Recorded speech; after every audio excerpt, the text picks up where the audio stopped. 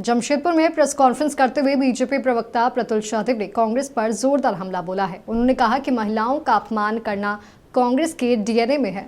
BJP प्रवक्ता ने कांग्रेस प्रत्याशी डॉक्टर अजय कुमार को भी निशाने पर लिया।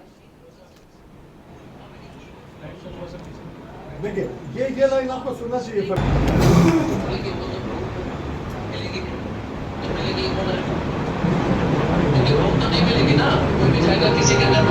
कितनी घटिया बयानबाजी कर रहे हैं, कह रहे हैं कि बहू है साहब घर से निकलने की क्या जरूरत है, घर से क्यों निकलेंगी, यही इनकी सोच है। और देखिए कितना कथनी और करनी में अंतर होता है। खुद कहते हैं बहुएं और बेटियां घर से नहीं निकलेंगी और उन्हीं के घर की महिलाएं काम करती हैं। भाई ये स्वागत योग्य है, काम करना चाहिए, क्यों नहीं करेंगे महिलाएं।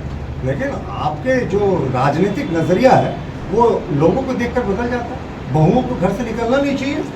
और हमारे प्रत्याशी क्या आप महिलाओं का अपमान नहीं कर रहे हैं?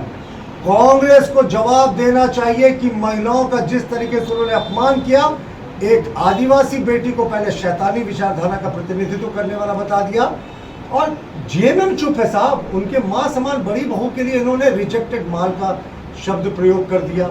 अभी शाइना जी के लिए कैसे इंपोर्टेड माल शब्द का प्रयोग किया। मैया सम्मान की बात करते हैं। इस प्रदेश में 7400 रेप केसेस हुए नेशनल क्राइम रिकॉर्ड ब्यूरो के आंकड़े के अनुसार, और 1/3 जो केसेस है ना ये एससी और एसटी बेटियों के खिलाफ हुए हैं। तो महिला सम्मान की बात करते हैं और महिलाओं को सुरक्षा नहीं है, कितने सुरक्षित महसूस कर रहे हैं। तो ये जो कांग्रेस की विचारधारा ना नफरत की, ये अपमानित करने की, जो एससी एसटी समुदाय है उसको टारगेट करने की, महिलाओं के प्रति